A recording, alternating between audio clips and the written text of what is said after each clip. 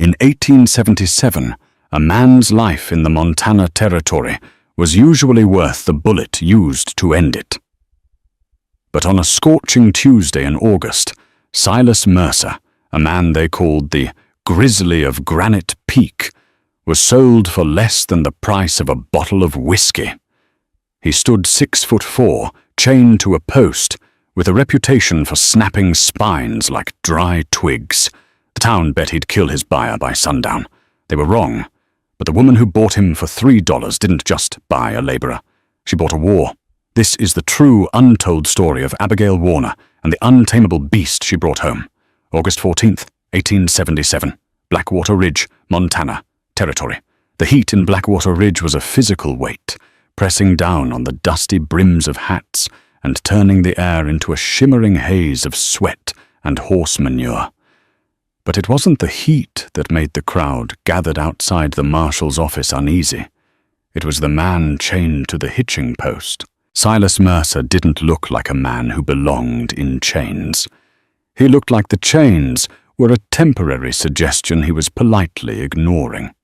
He was massive, his shoulders broad enough to block out the midday sun, covered in a shirt that had long ago surrendered to the elements. His hair was a matted curtain of dark mahogany, hanging over a face that seemed carved from the very granite of the Rockies. He didn't struggle, he didn't shout. He simply stood there, bleeding from a cut above his eye, watching the crowd with eyes that were an unsettling shade of icy, predatory blue. Abigail Warner adjusted her grip on her reticule, her knuckles white. She was 24 years old, though the harsh frontier wind had already etched fine lines of exhaustion around her eyes. She stood near the back, trying to make herself small, trying to hide the fact that she was trembling. "All right, settle down, you vultures," Sheriff Caleb Higgins shouted, stepping out onto the wooden boardwalk. He spat a stream of tobacco juice that landed disturbingly close to Silas's boot. Silas didn't flinch. "We got a special lot today," Higgins announced, wiping his mouth with a stained sleeve. "State of Montana versus Silas Mercer. Charges include vagrancy, public intoxication, resisting arrest, and breaking the jaw of Deputy Miller." A ripple of nervous laughter went through the crowd. Breaking Deputy Miller's jaw was something half the town had fantasized about, but only Silas had done it. "Judge ordered him auctioned for labor to pay off his fines," Higgins continued. $50 in damages. Highest bidder gets his bond for 6 months. Do I hear 20? Silence. The crowd shifted. Men looked at their boots. Women clutched their children. Everyone knew the stories about Silas Mercer. They said he lived in a cave up near the timberline. They said he'd killed a cougar with a rock. They said he didn't speak because he'd forgotten how, that he was more animal than man. "Come on now," Higgins growled. "Look at the size of him. He could pull a plow better than a mule. 15? Still silence. A man named Jebediah Rourke, the wealthiest rancher in the valley, laughed from his perch on a roan stallion. "Sheriff, nobody's buying that devil. You'd have to pay us to take him. Shoot him and save the county the feed." Abigail's heart hammered against her ribs. She looked at Silas. For a fleeting second, the mountain man's gaze lifted, cutting through the crowd to lock onto hers. There was no pleading in his eyes, only a vast, terrifying emptiness. He expected to die. He was waiting for it. Abigail thought of her father's grave, fresh and unsettled on the hill. She thought of the collapse in the silver mine that had taken his leg before the fever took his life. She thought of the winter coming, the empty woodshed, and the threats from Rourke to seize her land if she didn't sell by the first snow. She stepped forward. $3, she said. Her voice was soft, swallowed by the wind. "Speak up, girl," Higgins barked. Abigail cleared her throat, raising her chin. $3. I bid $3. The crowd erupted in laughter. Jebediah Rourke slapped his thigh. $3? That won't even cover the whiskey he drank before he wrecked the saloon. "It's all I have," Abigail said, her voice steadying. "And it's $3 more than you have right now, Sheriff." Higgins glared at her. He looked at the silent crowd, then at the menacing bulk of Silas Mercer. He wanted this problem gone. He didn't want to feed Silas another day, and he certainly didn't want to be the one to try and hang him. $3 going once, Higgins sneered, to the widow Warner's daughter. Hope you got a grave dug, missy. Going twice. Silas watched her. He tilted his head slightly, like a wolf assessing a particularly foolish rabbit. Sold. Higgins slammed his gavel against the railing. Unchain him, boys, and give her the key. I wash my hands of this. The deputy threw a rusted iron key into the dirt at Abigail's feet. The crowd parted, forming a wide circle, creating an arena. They wanted to see what would happen when the chains came off. Abigail walked forward. The dust coated her skirts. She knelt and picked up the key. It felt cold and heavy, like a weapon. She approached Silas. Up close he smelled of pine resin, stale sweat and iron. He towered over her, his breathing slow and deep. "Mr. Mercer," she whispered, her hands shaking so badly she could barely find the keyhole on his wrist irons. "My name is Abigail. I have a wagon. If you kill me, the sheriff will shoot you before you make the tree line. If you work for me, I'll feed you and sign your release papers come spring." Silas didn't answer. He just looked at her hands. The lock clicked. The irons fell with a heavy thud. The town held its breath. Silas rubbed his wrist. The skin was raw and bloody. He looked at the sheriff, then at Rourke, and finally back down at Abigail. He didn't smile. He didn't nod. He simply turned and walked towards the wagon she had pointed to, his stride eating up the ground. He climbed into the back and sat down, staring at the horizon. "Well, I'll be damned," someone whispered. Abigail let out a breath she felt she'd been holding for a lifetime. She climbed onto the driver's seat, snapped the reins, and guided the horses out of town, feeling the weight of 300 pounds of silent danger sitting directly behind her back. The journey from Blackwater Ridge to the Warner homestead took 4 hours by wagon, winding through the switchbacks of the Bitterroot foothills. For the first hour, Abigail drove with her Winchester rifle resting across her lap, her finger hovering near the trigger guard. Every bump in the road, every shift of weight in the wagon bed, made her flinch. She waited for the attack. She waited for the rough hands to grab her by the hair, or for him to simply jump out and vanish into the wilderness. But Silas Mercer did neither. He sat cross-legged in the bed of the wagon, his back to her, watching the trail recede. He was as still as a boulder. The only sign he was alive was the rhythmic rise and fall of his massive shoulders. By the time the sun began to dip towards the peaks, painting the sky in bruises of purple and orange, Abigail's fear began to curdle into irritation. She had bought a man for $3, her last $3, to save her home, and she didn't even know if he understood English. "There is water in the canteen back there," she called out, not turning her head. No response. "I said, there is water, and some hardtack in the sack." Silence. She pulled on the reins, bringing the horses to a halt. The sudden stop made the wagon lurch. Abigail turned around, rifle in hand. "Look," she said, her voice sharp with exhaustion. "I don't know what they did to you in that jail, and I don't care. But I am not Rourke, and I am not the sheriff. I need help. My father is dead. The mine is flooded. The roof is leaking. I have 3 months to pull enough ore out of the ground to pay the taxes, or I lose everything. Do you understand?" Silas turned his head slowly.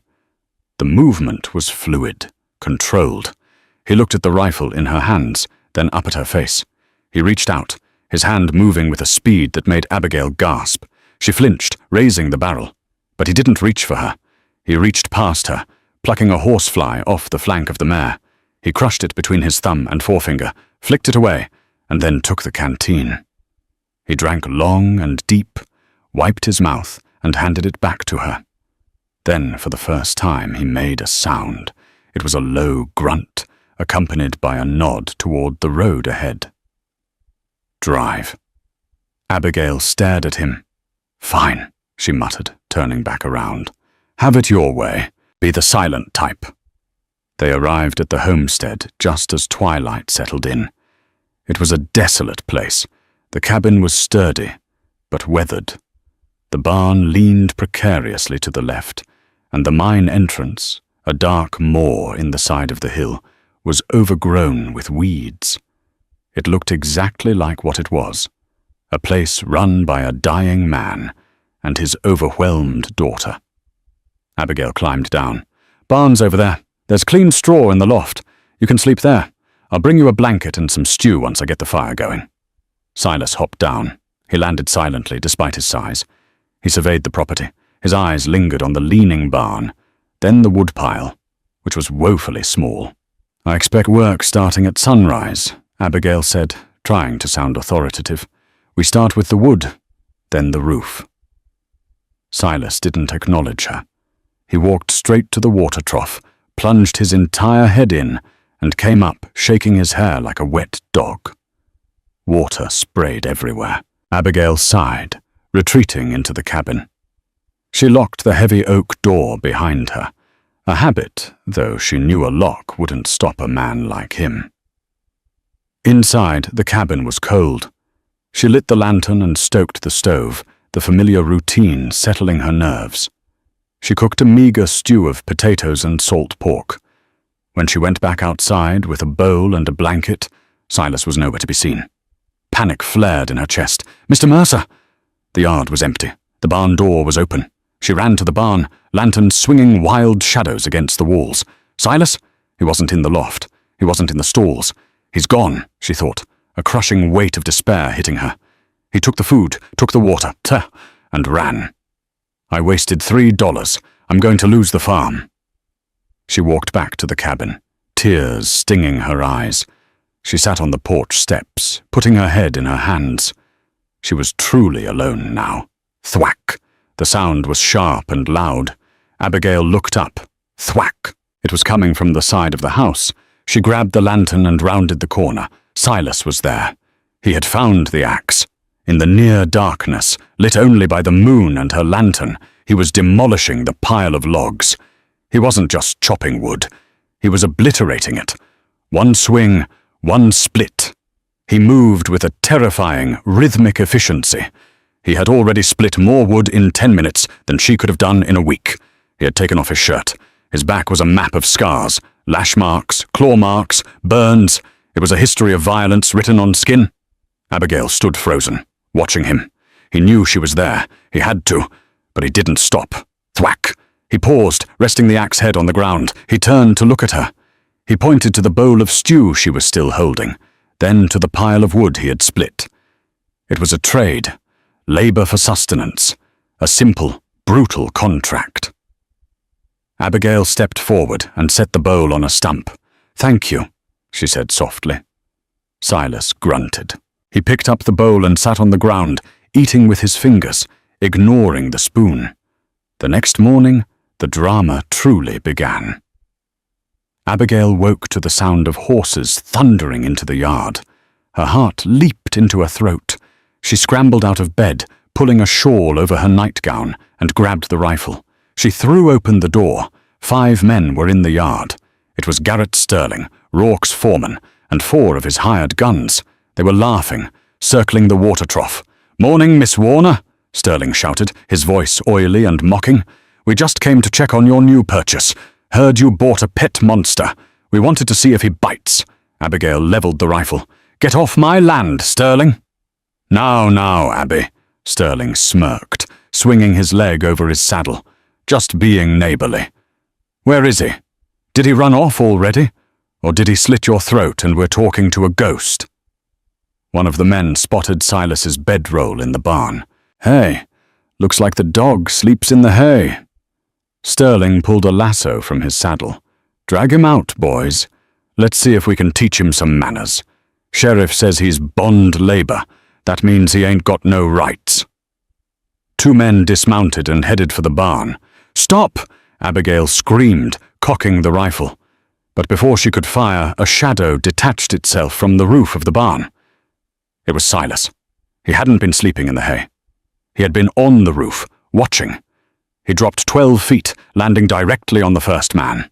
The sound of air leaving the man's lungs was audible across the yard. The second man went for his gun, but Silas was a blur of motion. He slapped the pistol away, grabbed the man by the collar and belt, and hurled him, actually threw him, into the water trough. Sterling's horse reared in panic. "What the hell?" Silas stood up. He was shirtless again, the morning sun gleaming on his scarred chest. He didn't have a weapon. He didn't need one. He stood between the men and Abigail's porch, his posture low, his hands loose at his sides. He let out a roar, a primal, chest-rattling sound that spooked the horses more than gunfire would have. Sterling struggled to control his mount. He looked at his two men groaning in the dirt, then at the giant blocking his path. "You're making a mistake, savage!" Sterling yelled, his face pale. "You touch a white man, and they'll hang you." Silas took a step forward. Sterling pulled his reins, turning his horse sharply. "This ain't over, Warner. You hear me? We'll be back and we'll burn this whole place down with both of you in it." They rode off in a cloud of dust, leaving their pride and a few loose teeth in the dirt. Abigail lowered the rifle, her knees shaking. She looked at Silas. He was breathing hard, the adrenaline coursing through him visible in the twitch of his muscles. He turned to her. His eyes were wild, dilated. For a moment, she thought he might attack her, that the violence had taken over Renarul. But he simply looked at her unbraided hair, messy from sleep, blowing across her face. He reached out a hand. Abigail froze. He tucked a loose strand of hair behind her ear. His fingers were rough, callous, and stained with dirt. But his touch was shockingly gentle. Then he turned, walked to the woodpile, picked up the axe, and the rhythmic thwack began again. He was untamable, he was dangerous, but for $3, he was hers, and for the first time in a year, Abigail Warner didn't feel afraid. September 1877, the Warner homestead. The weeks that followed the confrontation with Sterling were defined by a brutal, rhythmic silence. Silas Mercer was not a man. He was an engine of survival. He did not ask for direction. He simply saw what was broken and fixed it. The leaking roof was patched with cedar shakes he split himself. The leaning barn was winched upright using a complex system of pulleys and leverage that Abigail couldn't comprehend, suggesting a mind that understood physics far better than a feral mountain man should. But the real battle was the mine. The Silver Queen, as Abigail's father had christened it, was a damp, treacherous hole in the earth. To pay the tax lien by January, they didn't just need wood, they needed high-grade ore. Abigail stood at the mouth of the adit, holding a lantern. "My father said the vein dips south," she told Silas, "but the shoring is rotten. If we dig, the mountain might come down on us." Silas took the lantern from her. He walked into the darkness, the flame casting long, dancing shadows against the wet rock. He ran a hand over the timber supports. They were black with rot. He kicked one, and dust rained down. He turned to Abigail and shook his head. Unsafe. "We have to," Abigail argued, desperation creeping into her voice. "We have no choice." Silas stared at her for a long moment. Then he grabbed a pickaxe. He didn't strike the rock. Instead, he spent the next 3 days felling thick ponderosa pines. He stripped them, cured them over a fire, and dragged them into the mine. Abigail watched in amazement as he performed square-set timbering, a sophisticated method of reinforcing mine shafts that had been invented in the Comstock lode. It wasn't the work of a savage.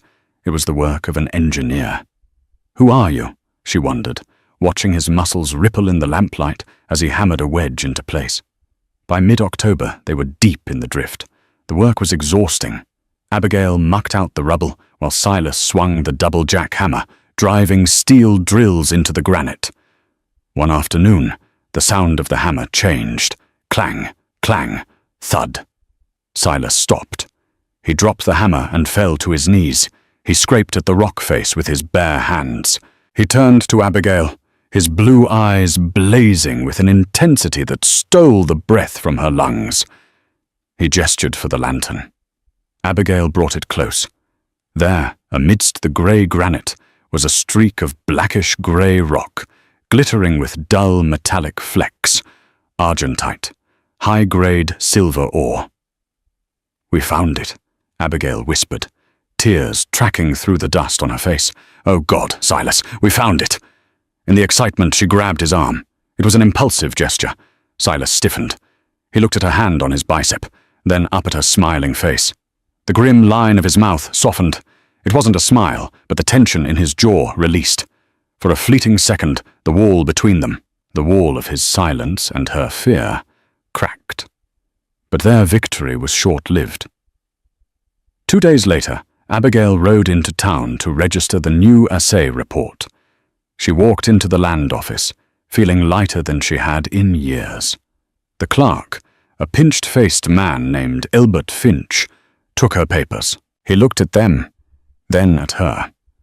"I can't accept this, Miss Warner." "Why not?" "There's a lien on the road access," Finch said, not meeting her eyes. "Mr. Rourke bought the deed to the access road leading to your claim this morning. He's filed an injunction. You can't haul ore across his land without paying a toll." "A toll? How much?" 90% of the yield." Abigail felt the blood drain from her face. It was a stranglehold. Rourke didn't want the money. He wanted to starve her out so he could take the mine for himself. "That's illegal," she cried. "It's the law," a voice boomed from the door. Jebediah Rourke stood there, dressed in a fine silk vest, smoking a cigar. "You're trespassing every time you leave your property, Abigail. I'm just being a businessman. Tell you what, sell me the mine now for $200, and I'll let you keep the cabin." "I'd rather burn it to the ground," she spat. Rourke's eyes narrowed. "Then enjoy the winter, little girl. I hear it's going to be a cold one. And tell your pet ape that if I see him on my road, I'll hunt him down like the animal he is." Abigail rode home in a daze. When she arrived, she found Silas splitting wood. She climbed down from the wagon, her legs weak. She didn't have the strength to tell him. She just sat on the porch steps and wept. Silas stopped chopping. He walked over to her. He didn't touch her. He simply stood there, a silent sentinel, casting a shadow that blocked out the harsh sun. Abigail looked up, her eyes red. "They blocked the road. We have the silver, but we can't move it. We're trapped." Silas looked towards the horizon, where the peaks of the bitterroots were already dusted with white. He looked back at the mine, then at the wagon. He walked over to the wagon, unhitched the horses, and slapped their rumps, sending them into the corral. Then he walked to the shed and pulled out a pair of old snowshoes and a heavy pack frame. He pointed to the mountains, not the road, the pass. "That's suicide," Abigail whispered. "High Pass is 8,000 feet up. It's goat trails and cliffs." Silas tapped his chest. Then he pointed to the ore sacks. He was going to carry the ore out on his back, over the mountain, bypassing Rourke's land entirely, to reach the railhead at Silver Bow. It was a 40-mile trek through hell. "You can't," she said. He didn't argue. He just started packing. November 1877. The blizzard. The snow came early, and it came hard. Silas had made 3 trips over the mountain in 2 weeks. Each time he returned looking more gaunt, his skin grey with exhaustion, but with a pouch of gold coins from the smelter in Silver Bow. It was enough to buy food, but not enough to pay the full debt yet. They needed 2 more trips. On the 4th trip, the sky turned a bruised purple. The temperature dropped 20 degrees in an hour. "Don't go," Abigail pleaded, clutching her shawl. The wind was already howling around the eaves of the cabin. "Silas, please! It's a blizzard!" Silas stood by the door, the heavy pack of silver ore strapped to his back. He looked at the calendar on the wall. November 20th. Time was running out. He opened the door and vanished into the whiteout. For 2 days the storm raged. The wind screamed like a banshee, shaking the cabin to its foundations. Abigail paced the floor, unable to sleep, unable to eat. Every creak of the wood sounded like a footstep. He's dead, she told herself. He froze to death, or he slipped on the ice. On the morning of the third day, the wind died. The silence that followed was deafening. Abigail threw on her coat and struggled through the waist-deep drifts to the barn. Empty. She scanned the tree line. Nothing but white. Then she saw it. A dark shape crawling through the snow near the creek bed. "Silas!" She grabbed the sled and ran, falling and scrambling through the drifts. He was on his hands and knees. The pack was still on his back. He had made it back, but at a terrible cost. His face was frostbitten, his lips blue. A jagged tear in his trousers showed where a rock, or a wolf, had gouged his thigh. The blood had frozen black against the fabric. "I've got you," she grunted, rolling him onto the sled. He was dead weight, burning with fever. It took her an hour to drag him into the cabin. She cut the clothes off him, horrified by the damage. His body was a wreck of bruises and chill. She stoked the fire until the iron stove glowed red. She heated stones, wrapped them in flannel, and packed them around him. For 3 nights, Silas burned. He tossed and turned, thrashing against the blankets, and for the first time he wasn't silent. "Hold the line," he rasped, his voice like gravel grinding together. "Miles! Don't let them flank us." Abigail froze, holding a wet rag to his forehead. "Miles? The village? Oh." Silas moaned, tears leaking from his closed eyes. "No, women. Stop firing. I ordered you to stop." He shouted then, a raw, agonized sound that made Abigail jump. "I said stop." He wasn't just a mountain man. He was a soldier, and he was reliving a massacre. Abigail stayed by his side, cooling his brow, whispering soft nonsense to calm him. She saw the man beneath the scars, the guilt that had driven him into the silence. He hadn't lost his voice. He had imprisoned it as punishment. On the 4th morning, the fever broke. Abigail was dozing in the rocking chair, her hair loose and tangled, falling over her face. She woke to the feeling of something brushing against her scalp. She opened her eyes. Silas was awake. He was weak, propped up on one elbow. His hand was trembling as he reached out. He wasn't pushing her away. He wasn't signaling for food. His rough, calloused fingers were gently combing through her hair. Abigail held her breath, afraid that if she moved, the spell would break. Silas's eyes were clear now. The blue ice melted into something softer, something incredibly sad and tender. Slowly, methodically, he began to braid her hair. He separated the strands with surprising dexterity. Over, under, over. He worked in silence, his focus absolute. It was an intimate act, far more intimate than a kiss. It was a claim.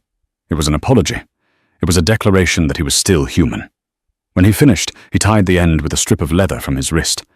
He let his hand rest on her shoulder for a moment. The heat of his palm seeped through her dress, warming her skin. Abigail turned to look at him. "You were a soldier," she whispered. "With Captain Keogh?" Silas flinched. The name struck him physically.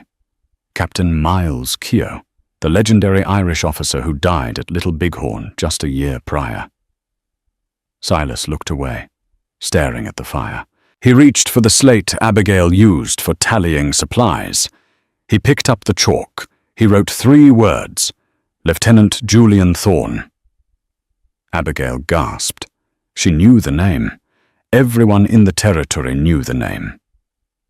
Julian Thorne was a cavalry officer, reported missing after a skirmish prior to the Little Bighorn campaign. He was a hero to some, a ghost to others, a man from a wealthy Boston family who had vanished into the wilderness. "You're him," she breathed. "You're not Silas Mercer." He shook his head violently. He erased the name with his thumb. He pointed to his chest. "Silas." He wrote again. "Julian is dead. He died when he couldn't save them." Abigail reached out and took his hand, stopping him from erasing the words. "You saved me," she said fiercely. "You saved this farm. You are not a ghost, Silas. You are the man who is here, right now." Silas looked at their joined hands. The giant, scarred hand of the grizzly, and the small, pale hand of the woman who had bought him. He didn't pull away. For the first time, he squeezed back. But the peace couldn't last.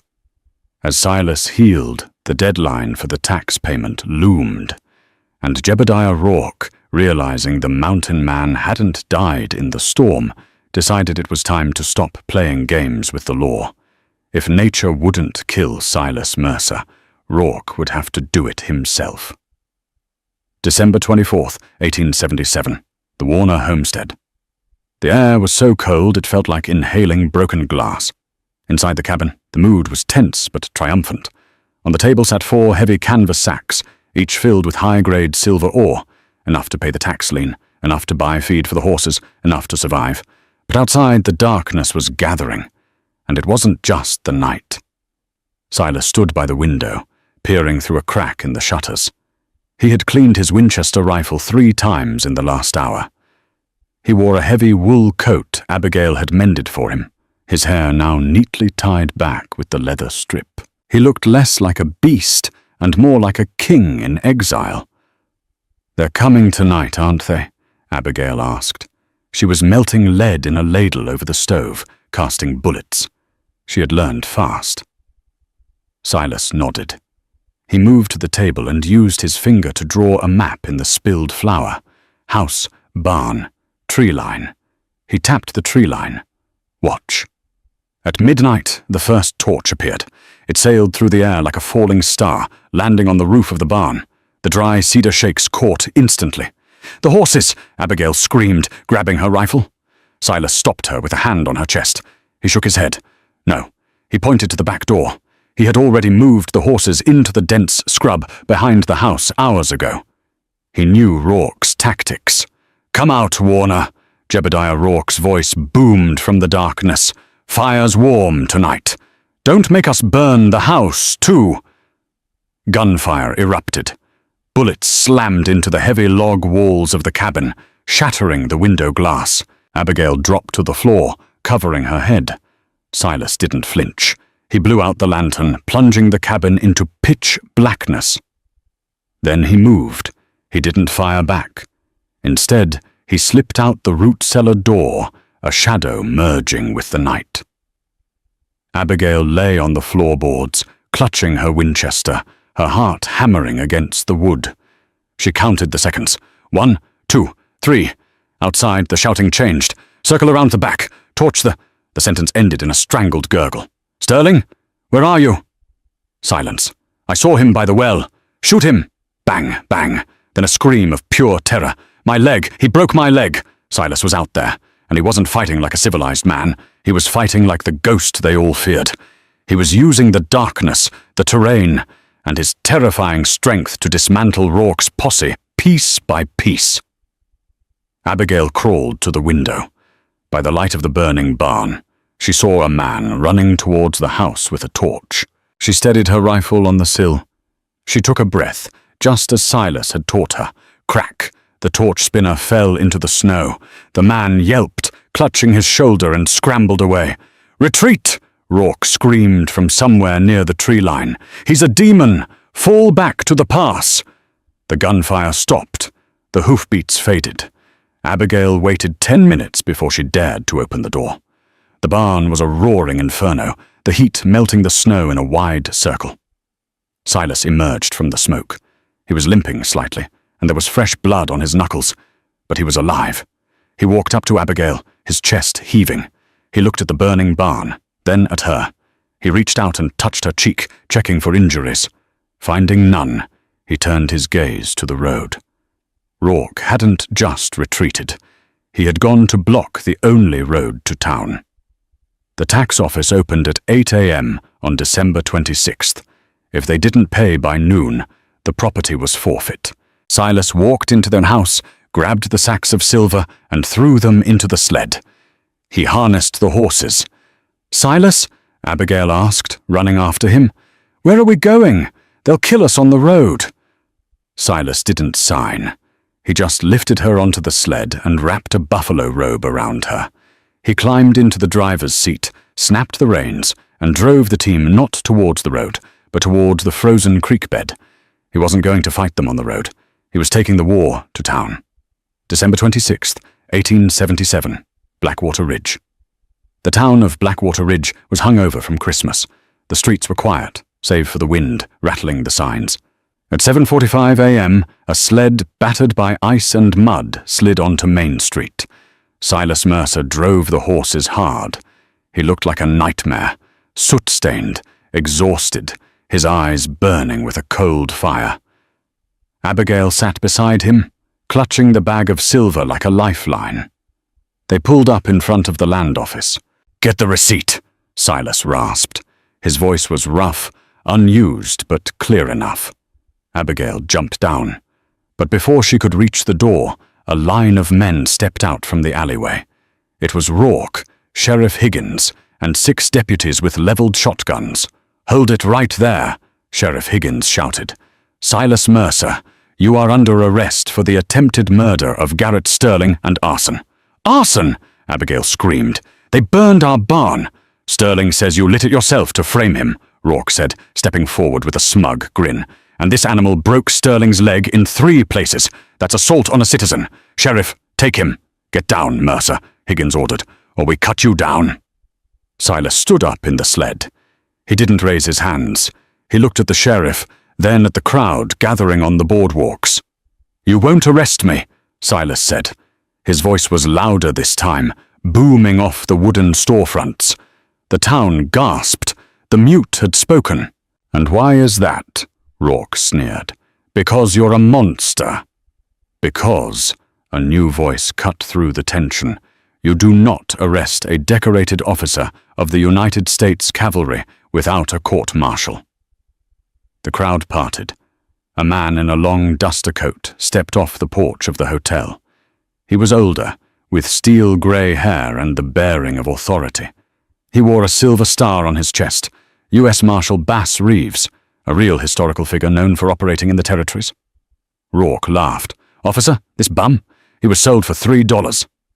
Marshal Reeves walked into the street, his eyes locked on Silas. He stopped 10 feet away. He looked at the scar above Silas's eye, the way he stood, the way he held the reins. "It's been a long time, Lieutenant," Reeves said softly. Silas looked at the marshal. He slowly straightened his posture, snapping his heels together even on the shifting sled.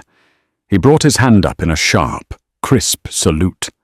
"Marshal," Silas said. A murmur ran through the crowd. "This man," Reeves addressed the sheriff and the crowd, "is Lieutenant Julian Thorne of the 7th Cavalry. He was reported missing in action near the Little Bighorn. The War Department has been looking for him for 18 months. He is not a vagrant. He is a war hero." The silence was absolute. Jebediah Rourke's face went the color of curdled milk. That's impossible," Rourke stammered. "He's a savage." "He's a man who survived hell," Abigail said, stepping up beside Silas. She took his hand, entwining her fingers with his. "And he is the man who saved my life. We have the silver, Sheriff. We're paying the taxes." She marched past the stunned deputies and slammed the bag of silver onto the clerk's desk. "Count it," she demanded. Outside, Rourke tried one last desperate move. He went for his pistol. "He's a deserter. I'll kill him myself." Before Rourke's gun cleared leather, Silas had drawn the Winchester from the sled. He didn't fire. He simply levered around into the chamber with a sound that cracked like a whip. Marshal Reeves had his Colt drawn and aimed at Rourke's head. "Drop it, Jebediah, unless you want to hang for attacking a federal officer." Rourke dropped the gun. It hit the dirt with a dull thud. The sheriff, sensing the change in the wind, quickly holstered his weapon. "Well," Higgins stammered, "seems there's been a misunderstanding. Mr. Lieutenant Thorne, you're free to go." Silas didn't look at the sheriff. He looked at Abigail, who was standing in the doorway of the office, holding the receipt. She was smiling, tears streaming down her face. He jumped down from the sled and walked to her. The crowd, the marshal, Rourke, they all faded away. "You paid?" he asked. "Paid in full," she said. "The mountain is ours."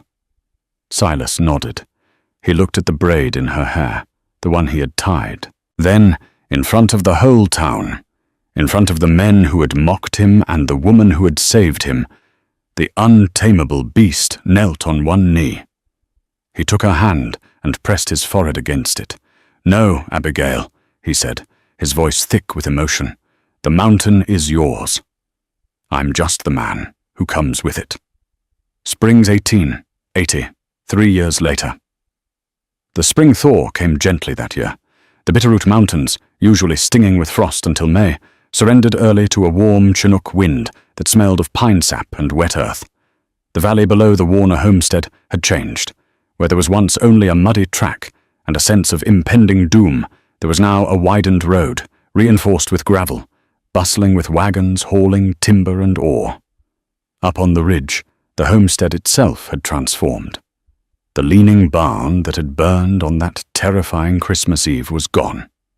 In its place stood a massive structure of peeled logs and stone, built to withstand an avalanche. The cabin had expanded too, with a new wing added on the south side and a wide porch that wrapped all the way around, offering a view of the valley that commanded respect. It was no longer just a mine.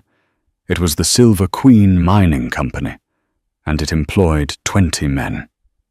They were honest laborers, not the desperate drifters Rourke used to hire. They lived in a bunkhouse down near the creek, paid fair wages by a woman who knew what it was like to count every penny. Abigail sat on the porch, the ledger open on her lap. She wasn't scratching for survival anymore, but the habit of vigilance remained. She wore a dress of blue calico, finer fabric than she used to own, but simple in cut. Her hands were still rough, her eyes still sharp.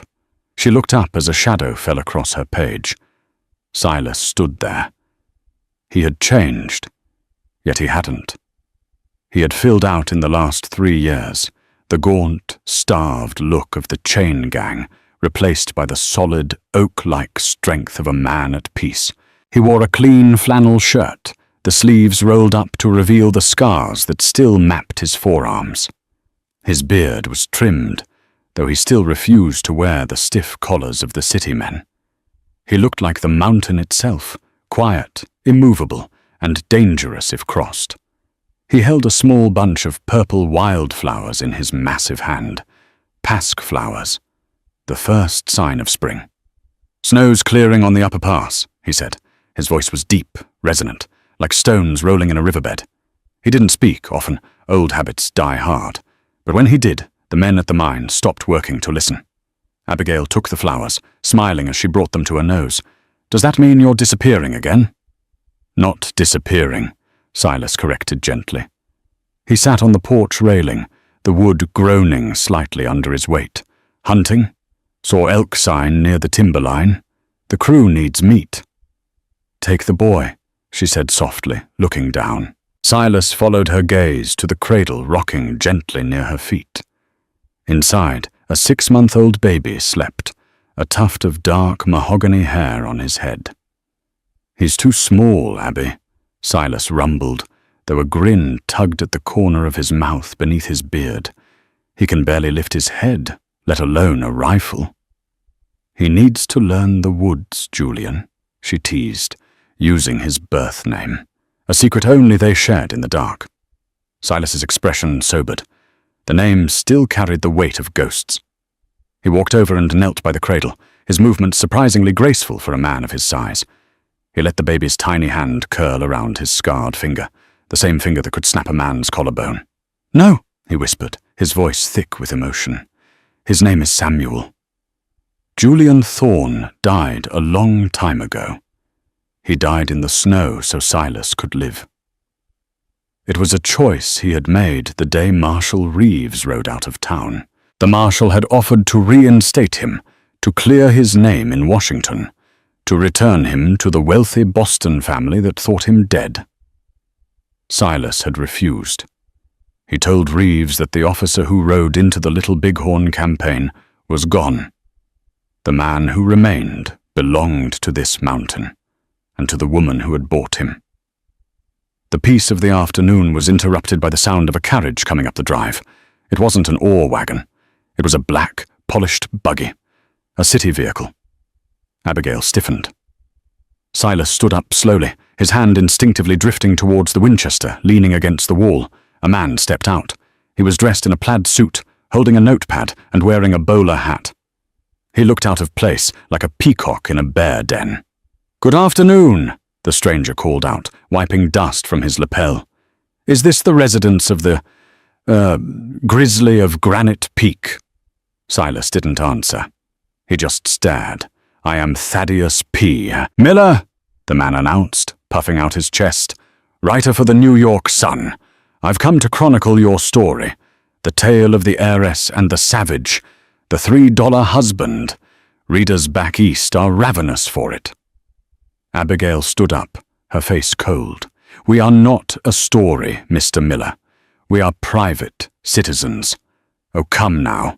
Miller stepped onto the porch, ignoring the tension radiating from Silas.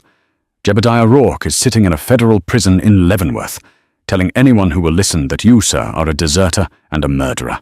I want to give you a chance to clear your name. Tell me about the war. Tell me about the scalps." Silas moved. It was a blur. One moment he was by the rail, the next he was in front of Miller. He didn't strike the man. He simply reached out, grabbed the lapels of the writer's expensive suit, and lifted him off the ground until his patent leather shoes dangled 6 inches in the air. Miller squeaked, dropping his notepad. Silas brought his face close to the writer's. His blue eyes were like chips of glacial ice. "You want a story?" Silas whispered. The sound was more terrifying than a shout. "Write this. A man came here looking for ghosts. He found a family. And if he comes back, he won't be found at all." He dropped the writer. Miller scrambled backward, clutching his hat, breathless and pale. I understand completely," Miller stammered. He ran to his buggy, whipping the horse into a frenzy as he tore back down the road. Abigail watched the dust cloud settle, trying to suppress a smile. "You haven't lost your touch." Silas turned to her. The anger vanished from his eyes, replaced by that rare, soft warmth reserved only for her. "I told you, I'm not tame." "No," she agreed, walking to him and placing her hands on his chest, feeling the steady beat of his heart. "You're not." He reached out and touched the braid that hung over her shoulder. He still did it every morning. It was their ritual. Before the coffee, before the mines, before the world intruded, he would sit behind her and braid her hair. It was a reminder of the fever, the snow, and the silence that had saved them both. It was his way of saying, "I am here. I am yours." Silas leaned down, resting his forehead against hers. "I'm not tame," he repeated softly. "I'm just home." The legend of Silas Mercer and Abigail Warner grew over the years, though they never spoke of it. The Silver Queen mine produced for 30 years, building schools and a hospital in Blackwater Ridge. Samuel grew up strong, learning Latin from his mother and how to track a cougar from his father. He never knew his father as a Boston blue blood or a cavalry officer. He only knew him as the strongest man in the territory, the one who could carry a fallen timber on his back, but would sit for hours holding a sick child. Jebediah Rourke died in prison, penniless and forgotten. Silas never left the mountain.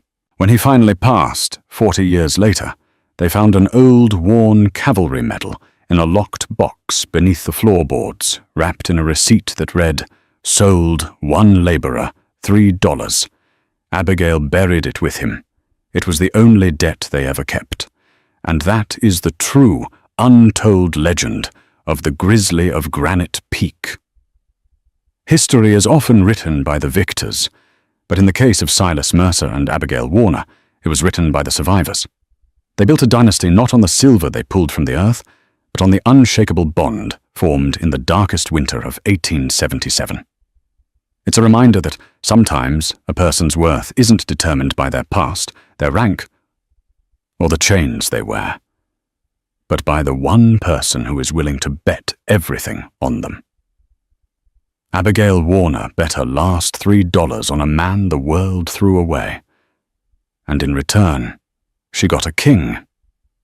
What a ride, right? I want to know what you guys think. Do you believe Silas made the right choice by hiding his identity as Julian Thorne? Or should he have reclaimed his status?